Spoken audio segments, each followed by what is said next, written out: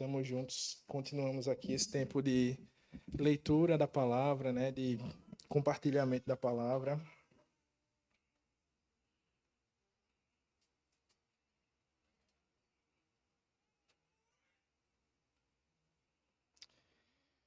E vou pedir que a igreja fique de pé mais um momento para a gente fazer uma leitura de um dos textos que a gente vai ouvir hoje.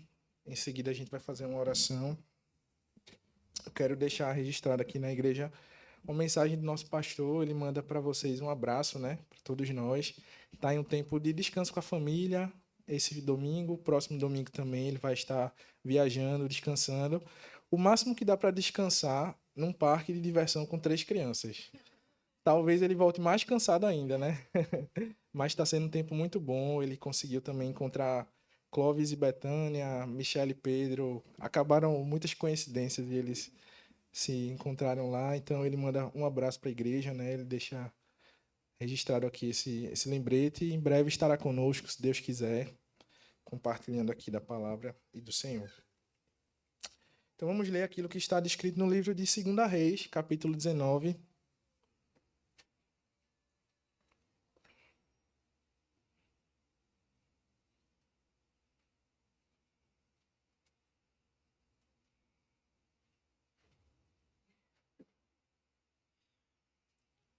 A gente vai fazer uma leitura do verso 14 ao verso 19. O livro de 2 Reis, capítulo 19, do 14 ao 19. E esse texto fala da oração de Ezequias. Essa vai ser uma introdução para o que a gente vai falar hoje. E que Deus nos conduza. 2 Reis 19, 14, a Bíblia nos fala: Tendo Ezequias recebido a carta das mãos dos mensageiros, leu-a. Então subiu à casa do Senhor, estendeu-a perante o Senhor, e orou perante o Senhor, dizendo: Ó Senhor, Deus de Israel, que estás entronizado acima dos querubins, tu somente és o Deus de todos os reinos da terra. Tu fizeste os céus e a terra. Inclina ao Senhor o ouvido e ouve. Abre, Senhor, os olhos e vê. Ouve todas as palavras de Senaqueribe, as quais ele enviou para afrontar o Deus vivo. Verdade é, Senhor, que os reis da Assíria assolaram todas as nações e suas terras, e lançaram no fogo os deuses deles, porque deuses não eram, senão obra de mãos de homens, madeira e pedra. Por isso os destruíram. Agora, pois, ó Senhor nosso Deus, livra-nos das suas mãos, para que todos os reinos da terra saibam que só tu és o Senhor Deus. Vamos orar. Pai, nós te agradecemos pela tua palavra, Senhor, que é acessível a nós, e sabemos que aquilo que o teu Espírito, Senhor, trouxe até nós, escrito nas Escrituras, inspirado, Senhor, por ti, é vida para o nosso coração, é saúde para a nossa alma, Senhor, é restauração para aquele que está aflito. A palavra é um instrumento teu para nos lavar, Senhor. Tu és o noivo, a igreja é tua noiva e nós somos purificados por ti através do lavar da palavra, Senhor. Obrigado, porque podemos nessa manhã nos reunir em torno dela, Senhor. E pedimos que o teu Espírito seja aquele que nos conduz, Pai. Não somos capazes de entender plenamente aquilo que tu queres nos comunicar, Senhor. O Cristo, enquanto estava na terra, disse que para muitos as palavras contidas na Bíblia seriam loucura, Senhor. Mas para aqueles que creem, ela é poder de Deus. E nós cremos, Pai, que leremos hoje e nos mergulharemos, Senhor, naquilo que é poder de Deus para o nosso coração, Senhor. Nos ajuda. Não somos dignos nem capazes, mas Tu és bom e Tu nos aperfeiçoa e prometeste, Senhor, que estarias conosco todos os dias, nos aperfeiçoando como o bom oleiro que Tu és, Pai. Ajuda a Tua igreja nessa manhã, em nome de Jesus. Amém. Amém. Os irmãos podem ficar à vontade. Meus irmãos, a gente leu um trecho agora de uma passagem muito bonita, né? Uma oração feita pelo rei Ezequias. E, na verdade, o que a gente vai fazer nessa manhã é olhar para a vida desse rei, do rei Ezequias, e tirar lições para o nosso coração e para a nossa vida a partir daquilo que a gente vai ler na sua história. O rei Ezequias, como qualquer homem que a gente lê na Bíblia, inclusive, né? Exceto Cristo, ele foi e teve seus momentos de falha, mas ele quebrou com um ciclo de muita idolatria e de muito afastamento de Deus que estava acontecendo naqueles dias em Judá. E para fazer essa leitura hoje, a gente vai precisar ler algumas passagens bíblicas ao longo do momento de pregação de hoje, principalmente naquilo que está escrito em Reis, Segundas Crônicas e Isaías. São textos que muitas vezes se repetem, as frases se repetem, porque são visões distintas e às vezes mais amplas daquilo que aconteceu nos dias de Ezequias enquanto rei. Que Deus nos ajude e nos abençoe. Então, para falar de Ezequias, a gente precisa entender quem ele era, onde ele estava e o que estava acontecendo naquela época em Judá. E notem que eu digo Judá e não digo Israel, porque na época do rei Ezequias havia, se vocês lembrarem, Davi e Salomão, eles unificaram as 12 tribos de Israel. Mas pelo fato de Salomão ter distanciado seu coração do Senhor, entregando ele para várias esposas de várias nações que trouxeram seus deuses para os israelitas, houve uma palavra dura da parte do Senhor a Salomão, dizendo que o reino de Israel seria dividido em dois. Então nasceu, a partir disso, o reino do norte, composto por 10 tribos, e o reino do sul, composto por 2 tribos. E a gente se lembra que toda narrativa bíblica tem um propósito de, além de expor o coração do povo de Deus, um coração idólatra por tantas vezes, ele também tem uma expectativa em cada palavra, principalmente no Antigo Testamento, da espera daquele que viria nos livrar do pecado. Esse foi apontado lá em Gênesis 3, quando o homem pecou e Deus disse que da descendência da mulher viria aquele que pisaria na cabeça da serpente, que para nós é um motivo de esperança na medida em que vai vir um homem que destruirá o pecado.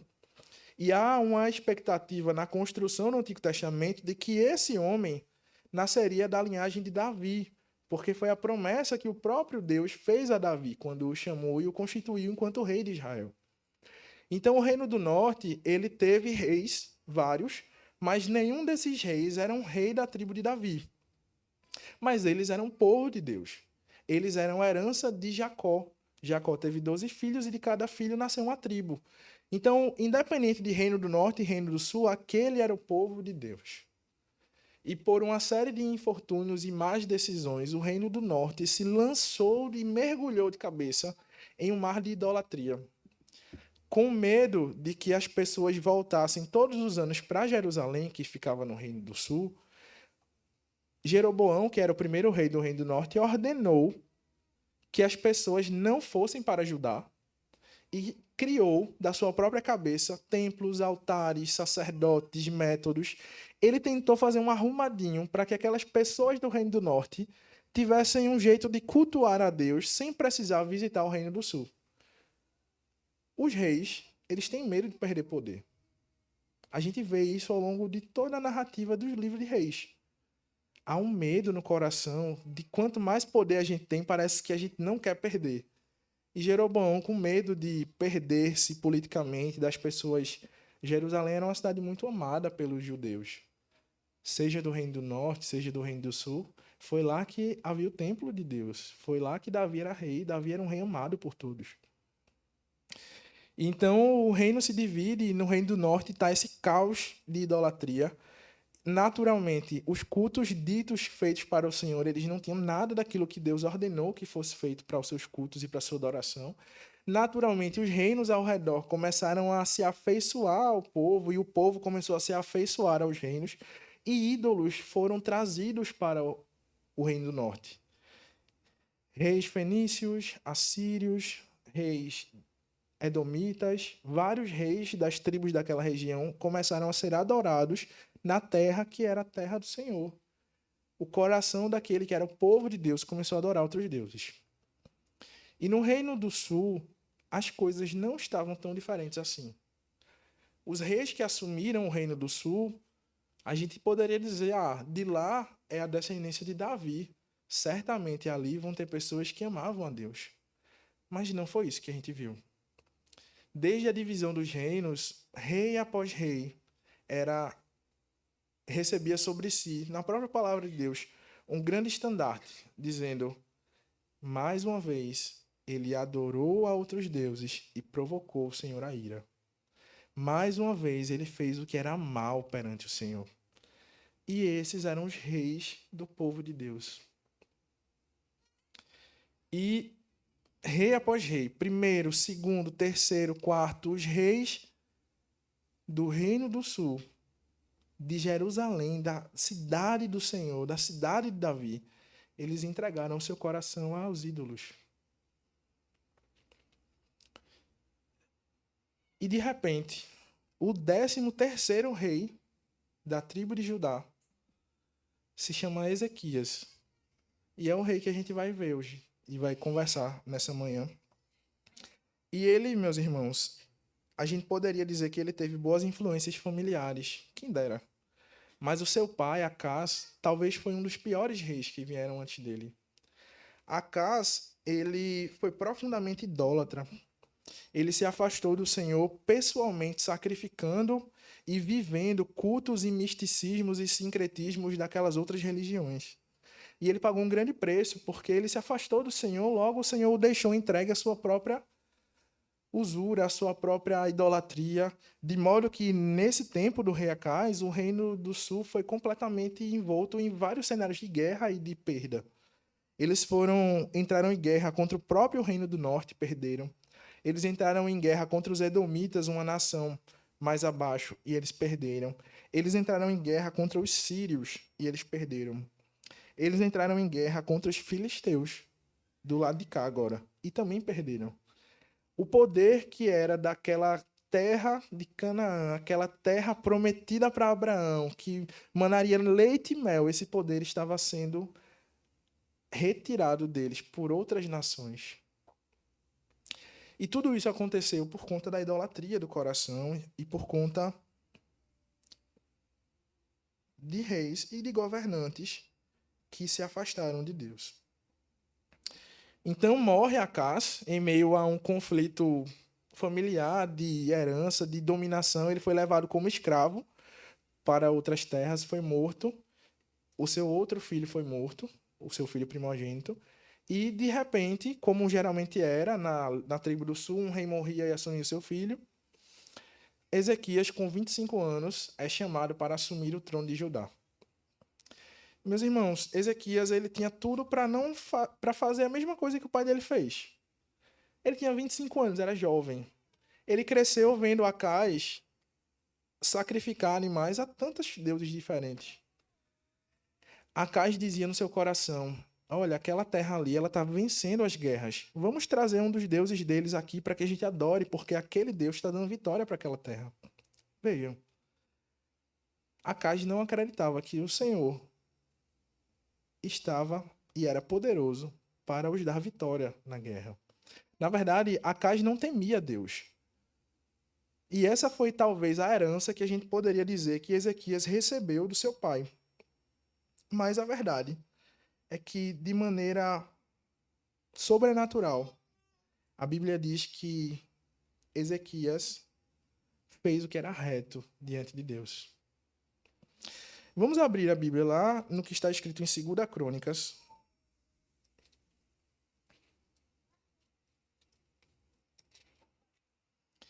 Capítulo 30, na verdade 29, no verso 1.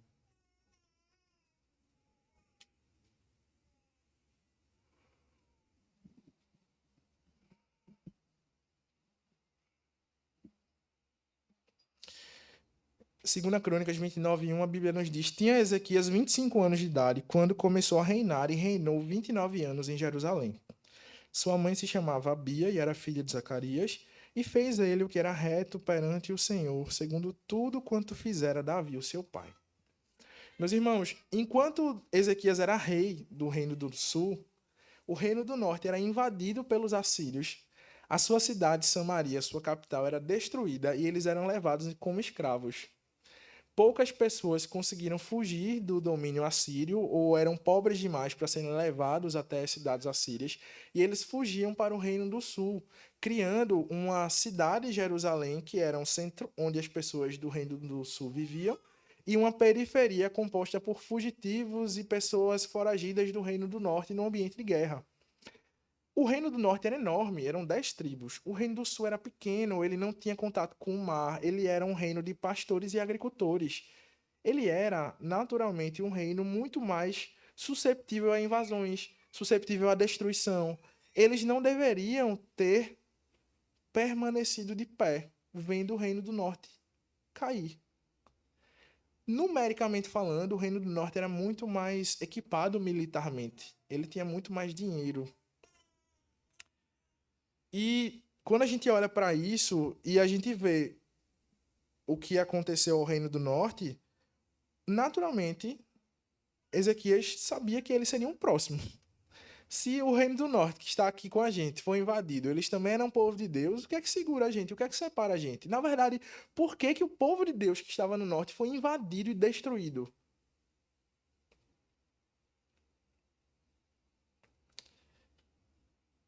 E sabe o que Ezequias fez que diferenciou ele do povo do reino do norte, diferenciou ele do seu pai?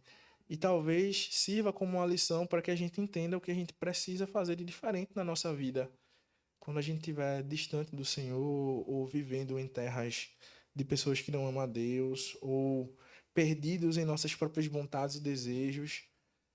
Ezequias olhou para Deus, lembrou-se do seu Deus. Todos os 12 reis do reino do sul que vieram antes dele viraram seu rosto na direção oposta ao Senhor. Mas Ezequias, ele olhou para Deus, ele o buscou, ele buscou contemplá-lo e conhecê-lo. E como é precioso o conhecimento de Deus, a Bíblia fala que o meu povo peca porque lhe falta conhecimento. Conhecimento de quê? De física, de matemática, de química, de português, geografia. O que nos afasta do Senhor é o nosso pecado. E o que nos faz não mergulhar mais fundo no nosso Deus é porque muitas vezes a gente não busca conhecê-lo. A gente não sabe o que Deus quer para nós. O primeiro rei do Reino do Norte queria manter o seu poder político e, inicialmente, o que ele queria não era desobedecer a Deus. Mas ele achou que, naquele momento, fazia mais sentido construir templos lá do que evitar que o povo se voltasse para o Reino do Sul. Poxa, mas Deus não é santo? Deus não deixou claras as suas leis e a maneira como ele gostaria de ser adorado. Isso está escrito. Isso é passado oralmente. Todos os sábados era passado nas sinagogas, pelos escribas, pelos sacerdotes. E por que que tudo está claro, tudo está aqui e ele fez tudo diferente? O coração dele virou seu rosto na direção oposta a Deus. Ele perdeu o Senhor de vista. Mas Ezequias, esse jovem de 25 anos, ele não esqueceu do Senhor. Vejam o que ele diz no verso 7 do capítulo 29. Verso 9. Diz assim: porque eis, isso foi assim que Ezequias assumiu, porque eis que nossos pais caíram à espada, e por isso nossos filhos, nossas filhas, nossas mulheres estiveram em cativeiro. Agora estou resolvido a fazer aliança com o Senhor, Deus de Israel, para que se desvie de nós o ardor da sua ira. Filhos meus, não sejais negligentes, pois o Senhor vos escolheu para estarem diante deles e para os servirem, para serem seus ministros e o adorarem queimando incenso. Isso foi uma fala de Ezequias para os sacerdotes, que já não lembravam mais como era que servia a Deus. Meus irmãos, a primeira coisa que Ezequias fez foi reconhecer que Deus é santo e que eles estavam muito distantes do ideal de crente e de servos que Deus queria que eles vivessem.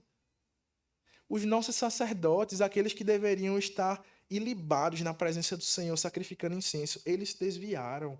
Eles estão amando outros deuses. Eles perderam as suas práticas de santificação. Os levitas que deveriam, que foram chamados para cuidar do templo, o templo estava fechado. Ezequias precisou abrir o templo. A adoração ao Senhor foi esquecida do coração do povo que o Senhor salvou. O povo que foi cativo do Egito e foi libertado. O povo que viu maravilhas, que foi cuidado pelo Senhor. O povo que viu o poder de Deus se manifestando através de Davi e das suas improváveis vitórias militares. Um povo que deveria ter sido destruído há muito tempo porque ele era pequeno em relação aos outros reinos e nações. E o Senhor sustentou. Esse povo aqui agora esqueceu de tudo isso. Que o Senhor nos ajude a não esquecer daquilo que Ele é, daquilo que Ele já fez. Hoje, a gente pode olhar para a cruz de Cristo e dizer: o Senhor já fez algo poderoso e eu não posso me esquecer daquilo que Deus já fez por mim através de Cristo. Ele se sacrificou em meu lugar, ele zelou pela minha alma, ele me encontrou enquanto eu estava perdido. Que em nome de Jesus o nosso coração não esqueça da obra maravilhosa que o Senhor já fez por nós. Que os nossos templos, que o nosso coração, que a nossa adoração não seja fechada para tudo isso. Que o nosso coração não construa ídolos no lugar do Senhor. Mais do que buscar e reconhecer a santidade de Deus, Ezequias foi adorar a ele. O povo que estava vivendo naquele tempo era um povo que naturalmente não sabia quem era Deus, pessoal. Anos e anos de reinos e de reis que não estavam nem aí para o Senhor, que não encaminhavam, que não pastoreavam o coração. E sabe o que ele fez? 2 Crônicas 29, do verso 27 ao 30.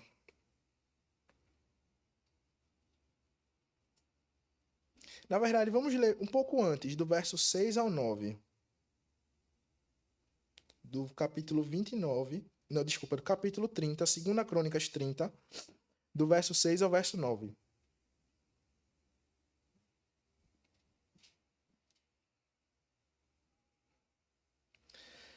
Partiram os correios com as cartas do rei e dos seus príncipes por todo Israel e Judá, segundo o mandato do rei, dizendo: Filhos de Israel, voltai-vos ao Senhor, Deus Rei, dizendo: Filhos de Israel, voltai-vos ao Senhor, Deus de Abraão, de Isaque e de Israel, para que ele se volte para o restante que escapou do poder dos reis da Assíria.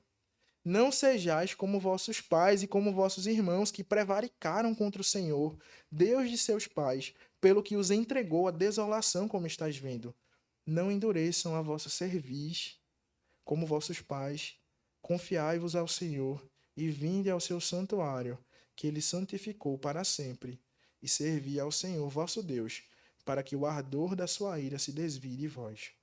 Porque se vós vos converterdes ao Senhor, vossos irmãos e vossos filhos acharão misericórdia perante os que levaram cativos, e tornarão a esta terra, porque o Senhor vosso Deus é misericordioso e compassivo, e não desviará de vós o rosto, se vos converterdes a ele. A gente leu hoje no Salmo 145, o Senhor está perto daqueles que o invocam em verdade. Ezequias, enquanto rei, ele não...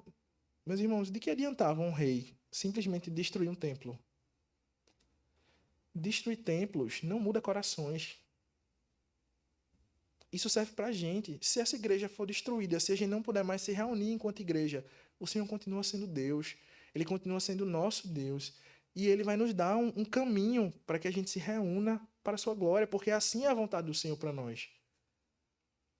Destruir templos para outros deuses não faz com que o coração das pessoas que adoravam ali, de repente, mudem e deixem de adorar aqueles deuses. Mas Ezequias foi um rei que olhou para sua nação e que quis que o seu coração fosse convertido a Deus. Mais do que quebrar pessoalmente aquelas estátuas, ele sabia que o que estava acontecendo naqueles corações era incredulidade, idolatria. E ele disse: voltem-se ao Senhor. Ele pregou sobre o Senhor ao coração de um povo que andava em trevas, inclusive chamando aqueles do reino do norte que não tinham sido levados cativos e dizendo: venham, vamos adorar a Deus aqui. As portas do templo estão abertas, venham adorar ao Senhor. E depois de tanto tempo, sabe o que foi feito naquele tempo, nessa época de pasmem? Eles comemoraram a Páscoa.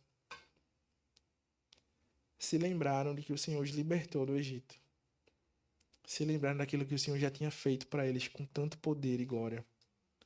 O Senhor enviou um cordeiro, aquele cordeiro sacrificado os livrou da morte. Eles não lembravam disso, eles não praticavam isso. A Páscoa não era algo que estava vivo no povo de Deus. E Ezequias o chamou para trazer à memória algo que era primário na fé. E, meus irmãos, o povo se arrependeu. Não porque Ezequias é alguém diferente, mas porque a palavra de Deus é poderosa.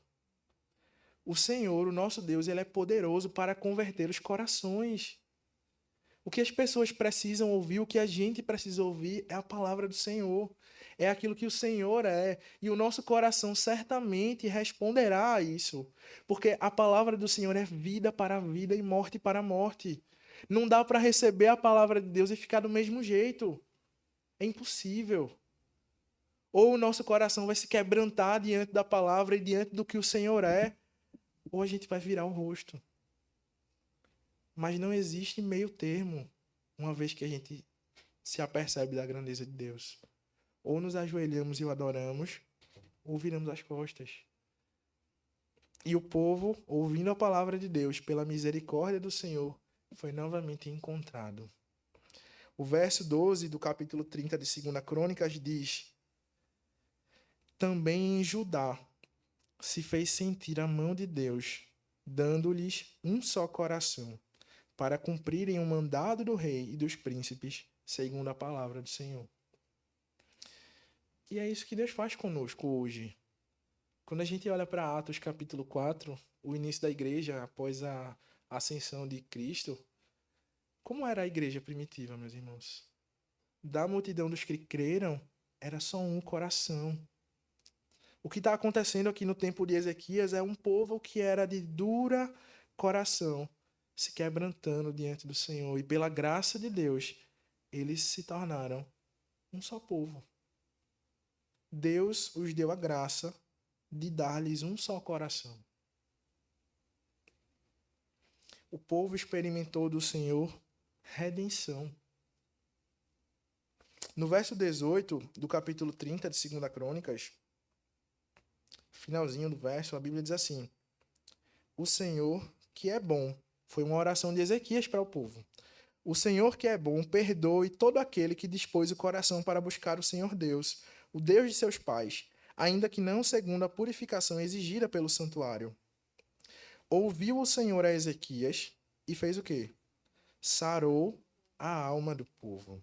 Os filhos de Israel que se acharam em Jerusalém celebraram a festa dos pães asmos por 7 dias, com grande júbilo, e os levitas e sacerdotes louvaram ao Senhor de dia em dia com instrumentos que tocaram fortemente em honra ao Senhor. O coração do povo que foi encontrado pelo Senhor respondeu a eles com alegria. Um só coração alegre diante do Senhor. A alma deles foi sarada. Um povo que estava distante do seu Senhor foi encontrado. O povo teve sua voz ouvida, sua alegria renovada. E olha o que aconteceu. 2 Crônicas, capítulo 31, verso 1. Meus irmãos, quebrar templos e altares não muda corações. Mas quando os corações são mudados, templos e altares são quebrados. Amém. O verso 1 do capítulo 31, 2 Crônicas diz: e acabando tudo isto, todos os israelitas que se achavam ali saíram às cidades de Judá, quebraram as estátuas, cortaram os postes ídolos e derribaram os altos e altares por todo Judá e Benjamim, como também em Efraim e Manassés, até que tudo destruíram. O nosso coração, que é transformado por Deus, ele precisa quebrar os altares estranhos. Os nossos ídolos precisam ser derrubados. Se olhamos para o Senhor e Ele habita em nosso coração, é natural que a gente queira derrubar todos esses ídolos. E esse é um encorajamento para nós, meus irmãos, que a gente não se esqueça do nosso Deus. Ainda que se levantem ao redor do nosso coração postes de adoração e idolatria. Idolatria a quê? Ao dinheiro, a um sonho, às coisas dessa terra. Idolatria a um título, a um cargo, a uma posição. Idolatria a um bem. Tudo aquilo que você ama mais do que o seu Deus. Se esses postes se levantarem no seu coração, ainda que a gente insista na nossa caminhada em produzir esses amores impuros, porque tudo aquilo que a gente coloca como Deus, tudo aquilo que a gente coloca como um ídolo, ele se torna um Deus do nosso coração. O amor, quando a gente permite que ele se torne um ídolo, ele deixa de ser amor. Que a gente seja encorajado a retirar de nós e do nosso coração esses ídolos, essas imundícies, esses amores impuros e restabelecer a devoção a Deus, experimentando uma alegria semelhante à que esse povo sentiu. O povo que andava em trevas viu grande luz. E o Senhor nos chama para iluminar o nosso coração e a nossa vida. Ele é, como cantou Zacarias, o sol que ilumina aqueles que estão na sombra da morte, que ilumina as nossas vidas e os nossos caminhos. Esse é o nosso Deus. E que essa alegria seja renovada em nós, porque a dor, a incredulidade, ela pode nos tirar a alegria, mas o Senhor é fonte de alegria eterna, maior do que a dor, maior do que o desespero, porque, afinal de contas, o que é essa vida em relação à eternidade? O que são poucos anos de luta e aflição, quando comparados a uma eternidade que não é contabilizada, porque a gente não consegue contá-la. Uma eternidade ao lado do nosso Deus, num lugar onde tudo aquilo que parece tão grande, todos os inimigos e todas as frustrações e todas as coisas que a gente parece que não são maiores do que a gente, que vão nos engolir, que vão nos tomar, que vão nos destruir, tudo isso será retirado do nosso meio. Todas essas sombras, elas serão simples sombras, e o sol da justiça brilhará, de modo que não será preciso sol, nem estrelas, nem luminares, porque o próprio Deus iluminará a nossa vida e o nosso coração e tirará do nosso meio todas essas sombras daquilo que um dia fomos, daquilo que um dia desejamos que fosse impuro e distante de Deus. Meus irmãos, é muito bonita a história de Ezequias e muito bonito o que aconteceu. E é muito bonito ver um coração se entregando ao Senhor e sendo transformado por Ele. É muito bonito ver a fé nascendo no coração. Mas deixa eu ler para vocês um texto de Spurgeon relativo à fé. Se tens fé, disse Spurgeon, é certeza que sua fé será provada. Um homem pode ter fé e estar no momento sem provação. Mas nenhum homem jamais teve fé e esteve toda a sua vida sem provação. A quem Deus deu fé é como se alguém desse uma lanterna ao seu amigo, porque esperava que estivesse escuro em seu caminho para casa. O próprio dom da fé é uma indicação para você de que você a desejará mais, que em certos pontos e lugares você precisará especialmente dela, e que em todos os pontos e em todos os lugares você realmente precisará dela. Você não pode viver sem fé, pois repetidamente nos é dito: o justo viverá pela fé. Seria incrível se eu pudesse dizer para vocês que a história do Reino do Sul acabou aqui, que todos têm um coração transformado e que uma vez que a gente está em Cristo é nova criatura e tudo se fez novo e agora a gente vai viver sem problemas e sem provações e sem aperreios e essa fé que Deus colocou no nosso coração vai brilhar ardentemente e seremos encorajados. Maranata, te esperamos, não vamos cair. Mas quem aqui já passou por provações? A provação é o que deixa claro a fé que Deus nos deu. Todos nós passamos e passaremos por provações até que Ele venha, até que o Senhor retorne. E olhe, a provação que Ezequias passou não foi das pequenas, viu? Após esse período, os assírios que tinham dominado o reino do norte disseram: agora é a vez do sul. E juntaram pelo menos, a gente não tem esse número exato, mas eu posso dizer que mais de 185 mil guerreiros foram. Vou dizer para vocês por quê já já. E quem era Judá, pequenina? Judá, na verdade, era o reino, né, pessoal? Então, os assírios já vinham invadindo Judá. Então, na verdade, o que sobrava era Jerusalém, que estava lá no meio, na montanha, um pouco mais protegida porque era mais alta. Mas Judá já vinha sendo invadida. Mas por quê?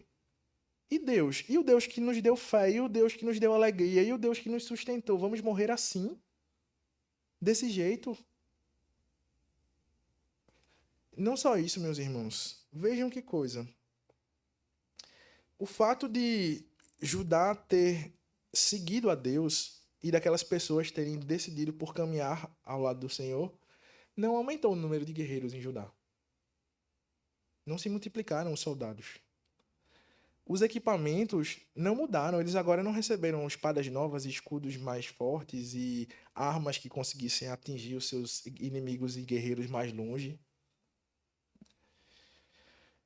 O Senhor, ele não fez com que de repente os pastores e camponeses pudessem receber uma super dom de guerrear e agora eles eram versados nas artes da guerra e o que é que mudou quando o Senhor entrou nesses corações, meus irmãos? Mudou o lugar onde esses homens poderiam depositar a sua confiança. Sabe por quê? Porque uns confiam em carros, outros confiam em cavalos. Mas esses homens não. Eles farão menção do nome do Senhor, o nosso Deus. Essas pessoas que foram transformadas, elas não confiavam em si. E elas nem podiam, porque o que elas iam fazer diante de um exército tão grande? Mas eles agora tinham em quem confiar. O Senhor estava no meio deles, poderoso para salvar, poderoso para operar. Judá estava cercada. E ela não só era cercada, meus irmãos, ela estava afrontada. Vamos ler o que está escrito lá em 1 Reis 19.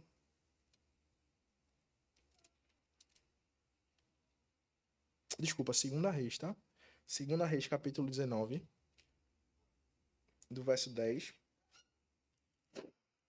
Ezequias recebeu uma carta de um general assírio dizendo o seguinte: Assim falareis a Ezequias, rei de Judá: Não te engane o teu Deus, em quem confias, dizendo: Jerusalém não será entregue nas mãos do rei da Síria.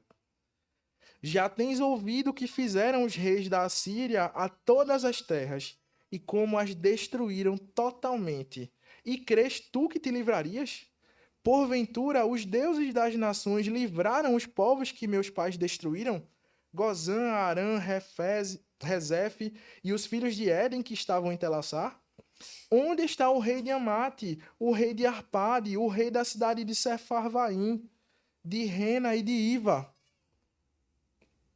Os assírios disseram: Por que vocês acham que vocês vão ser livres de nós, se nós já destruímos todas essas cidades e todos esses deuses e todos esses altares, e eles achavam que estavam protegidos, mas olha, os templos deles estão no chão. Eles são nossos escravos. Não se engane com seu Deus.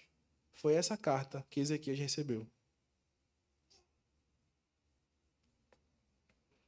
Meus irmãos, humanamente falando, não tem esperança para ajudar. Não tinha. Os inimigos eram poderosos demais. Eles não tinham aliados para ajudá-los. Os aliados estavam destruídos. Eles estavam com medo. Quem não estaria? Eles estavam envergonhados. Quando o mensageiro disse essas coisas, o homem de Israel que foi recebê-lo, ele disse assim: Por favor, não fale isso em hebreu, fale isso em aramaico, porque os soldados não vão entender o que você está falando. E ele disse assim: Não, eu vou falar na língua que eles entendam, porque eu quero que eles ouçam que eles vão ser destruídos. Que não adianta confiar nesse Deus. Ele vai cair como todos os outros deuses caíram. Eu quero que os soldados ouçam. E aquele povo não deu um pio. Ezequias tinha falado a esses homens e dito que eles não tivessem medo, porque o Senhor era com eles. E eles guardaram isso no coração e diante dessa afronta eles ficaram em silêncio. Mas certamente não sem medo, né? Qual é a saída? E Ezequias fez a oração que a gente leu no início dessa palavra. A gente vai ler de novo ela. Ezequias buscou a Deus em oração, meus irmãos. Que talvez seja a maior arma que a gente tenha. Que talvez seja um meio pelo qual o nosso coração vai encontrar todas as respostas. Onde os ídolos que tentarem se levantar e o medo que tentar nos apoderar, ele será lançado fora, porque a oração do justo pode muito em seus efeitos. Ezequias pegou aquela carta, abriu na presença do Senhor e disse, e leu-a. Ele leu para o Senhor a carta. Senhor, essa foi a carta que eu recebi. Está aqui. E ele orou ao Senhor dizendo, verso 15, 2 Reis 19, verso 15, ó Senhor, Deus de Israel, que estás entronizado acima dos querubins, tu somente és o Deus de todos os reinos da terra. Tu fizestes os céus e a terra, inclina, Senhor, o ouvido e ouve, abre os olhos e vê, ouve as palavras de Senaqueribe, as quais ele enviou para afrontar o Deus vivo. Verdade é, Senhor, que os reis da Assíria assolaram todas as nações e suas terras, e lançaram no fogo os deuses deles, porque esses deuses não eram senão obra das mãos de homens, madeira e pedra. Por isso eles foram destruídos. Agora, pois, ó Senhor nosso Deus, livra-nos das suas mãos, para que todos os reinos da terra saibam que só tu és o Senhor Deus. Meus irmãos, essa oração ela não nasceu de um desejo de se exaltar. Essa oração nasceu no desejo de, Senhor, o teu povo se reuniu, voltou a ti em oração. Tu nos encontraste, renovasse a nossa alegria, transformasse o coração, nos desse um senso de povo, de igreja, digamos. A gente pode até dizer isso, porque ali estava um só coração, adorando e louvando a ti. Como poderia o teu povo ser destruído, Senhor? Nos salva para que eles saibam quem tu és, para que as pessoas se lembrem que tu és o Senhor Deus de toda a terra. Meus irmãos, o Senhor ouviu a oração. E naquela mesma noite, verso 35, saiu o anjo do Senhor e feriu no arraial dos assírios 185.000. E quando se levantaram os restantes pela manhã, eis que todos estes eram cadáveres. Retirou-se, pois, Senaqueribe, o rei da Assíria, e se foi. Voltou e ficou em Nínive. E sucedeu que, estando ele a adorar na casa de seu Deus, os seus filhos o feriram à espada e fugiram, e um outro governante assumiu em seu lugar, Esaradom. E, na verdade, esse foi o prelúdio da queda do Império Assírio e da ascensão do Império Babilônio. Então, meus irmãos, vejam como nosso Deus é fiel e como a oração é poderosa. E a oração do justo, ela tem a capacidade de mover o coração do Senhor. Mas veja, as provações que a fé encontra, elas não são somente provações de estar no vale da sombra da morte. Talvez as provações de morte sejam as provações que mais nos mobilizam, porque elas são claramente provações. Enfermidades, doenças, dores, perdas, pobreza. Tudo isso é claramente uma provação. Mas existem provações que são mais perigosas do que essas. Porque quando a gente olha, a princípio, elas não parecem que estão nos provando. A riqueza não parece que é uma provação. Quanto mais a gente tem, parece melhor, né? O poder, estar em um cargo maior, onde quer que a gente esteja trabalhando, e isso não parece uma provação. Mas são muitas vezes esses estados onde estamos muito bem que nos expõem o coração. É justamente nesse momento que a gente discerne aquilo que ainda temos de ruim dentro de nós. A provação da riqueza foi algo que Ezequias viveu. E foi algo pelo qual ele caiu. Ezequias ia morrer. E eu vou ser mais direto pelo tempo, mas ele tinha uma doença que ia levar ele à morte. Ele ia morrer. E Isaías foi enviado por Deus para dizer: Ezequias, você vai morrer. E a Bíblia diz que Ezequias, quando soube que iria morrer, ele orou a Deus e se debruçou, rasgou suas vestes, botou seu rosto na parede, chorava e chorava. E antes de Isaías sair da cidade, Deus falou com Isaías e disse: vá dizer para ele que ele não vai morrer agora. Isso diz pra gente o poder da compaixão do nosso Deus. Ele ouve a nossa oração, meus irmãos. O Senhor ouve a oração. Mas após a recuperação de Ezequias, veja, o pequeno reino de Judá venceu um exército de mais de 185 mil pessoas. A fama dele se espalhou. Ele recebeu presentes de várias regiões e de vários reinos. A caravana dos babilônios foi encontrá-lo com um presente. E olha o que a palavra fala lá em 2 Crônicas, capítulo 32, verso 31. Quando os embaixadores dos príncipes da Babilônia lhe foram enviados para se informarem do prodígio que aconteceu naquela terra, Deus o desamparou para prová-lo e fazê-lo conhecer tudo o que lhe estava no coração. Ezequias fez um tour com a embaixada babilônica e disse: esse é o templo, aqui eu tenho tanto de ouro, tanto de prata, tanto de bronze, aqui eu tenho tantos cavalos, tantos animais, tantas riquezas. E ele foi um homem muito abastado. A Bíblia diz que ele teve, no verso 27, riquezas e glória em grande abundância, proveu-se de tesourarias de prata, ouro, pedras preciosas, especiarias, escudos, toda sorte de objetos desejáveis, armazéns para a colheita de cereal, do vinho, do azeite, estrebarias para toda espécie de animais, redis para os rebanhos. Edificou também cidades e possuiu ovelhas e vacas em abundância, porque Deus tinha dado muitas numerosas possessões. E se ensoberbeceu o coração de Ezequiel em meio à não aprovação da morte, meus irmãos, aquela aprovação de tantos soldados ao seu redor, mas a aprovação da paz e de tantas riquezas que ele possuía.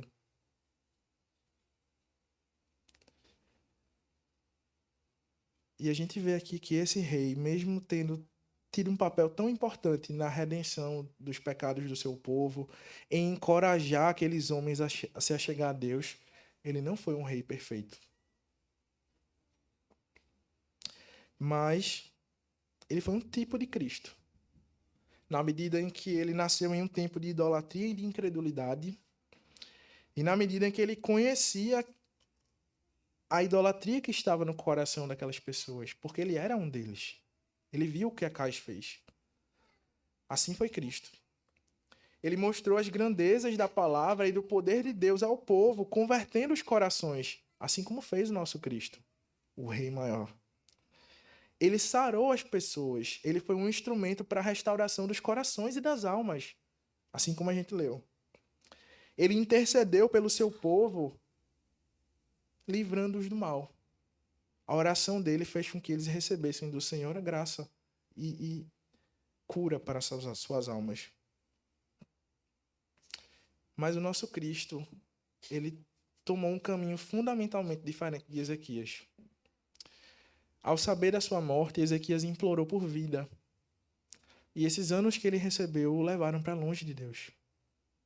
Afundado em riquezas, tendo seu coração ensoberbecido. A Bíblia diz que Deus lançou sobre ele uma profecia de que tudo que ele havia mostrado aos babilônios seria tomado e seria levado para a Babilônia, incluindo os seus filhos e a sua geração.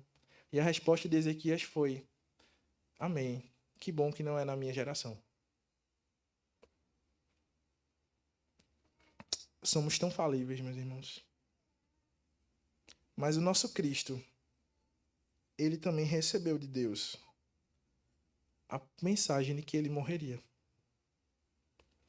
E ele tinha todo o direito de dizer assim: não, eu não preciso morrer. Eu sou Deus, eu estava lá quando o mundo foi criado. O que seria de nós se Cristo tivesse buscado a todo custo permanecer vivo? Se ao saber que morreria, Cristo dissesse não, o que seria de nós hoje? Ele sabia que ele morreria, mas ele aceitou a vontade do Pai, assumindo sobre si vergonha e dor. Quando Ezequias foi curado, ele recebeu sobre si uma pasta de figos, que foi um remédio pelo qual Deus curou as suas feridas e suas úlceras. Mas para Cristo não teve remédio, meus irmãos. Ele aceitou a morte, a vergonha, os açoites, a dor, a humilhação. Vamos juntos ler Filipenses 2, versículo 5.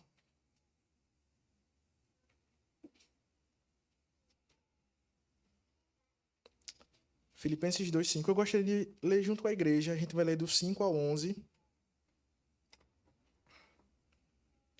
Dizendo: tende em vós o mesmo sentimento que houve também em Cristo Jesus, pois ele, subsistindo em forma de Deus, não julgou como usurpação o ser igual a Deus.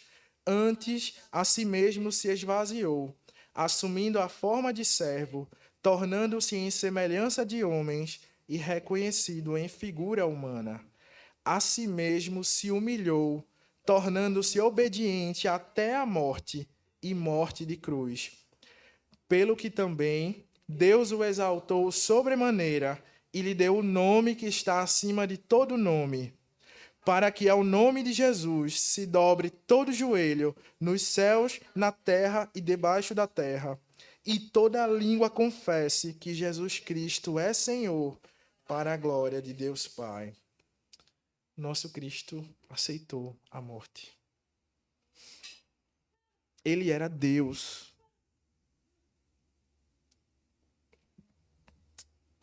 Mas ele foi obediente até a morte e morte de cruz. Esse é o Rei perfeito. Disposto a viver a vontade de Deus, mesmo que isso lhe custasse a vida. Com a sua vida prolongada, Ezequias viveu e provou da soberba e da infidelidade. Mas com sua vida oferecida em sacrifício, Cristo comprou para o Pai ovelhas feridas, tornando-se o nosso bom pastor, que nos reuniu junto a Deus. E dentre essas ovelhas estávamos nós, perdidos, sem esperança, mas encontrados pelo nosso bom e verdadeiro Rei. Cristo nos prometeu um caminho que nos leva ao Pai. Ele nos promete a mente dele em nós, para que a gente o conheça e persevere em o conhecer. Cristo nos promete novas vestes de alegria. Alegria que não pode ser retirada. Alegria que vai ser eterna. E ele entrega hoje mesmo a cada um de nós, a cada um daqueles que foram encontrados e que se lembram do poder do sacrifício de Cristo. Ele entrega essas vestes de alegria e nos convida diariamente para que a gente não olhe para trás e, assim como aquela mulher em Sodoma, deseje e sinta falta daquilo que ela deixou, mas que a gente olhe para frente, para o Senhor, mantendo os nossos olhos fixos no Autor e Consumador da nossa fé, vislumbrando e recebendo dele poder que é suficiente para nos fazer quebrar todas as idolatrias do coração, para nos fazer quebrar todos os falsos deuses, para nos fazer superar as provações de morte e as provações de riqueza, para nos fazer saciar uma fome que esse mundo não consegue saciar, mas que ele, que é o pão da vida, consegue sim nos preencher, nos encher e nos dar sentido verdadeiro. Esse é o nosso Deus. Vamos colocar de pé.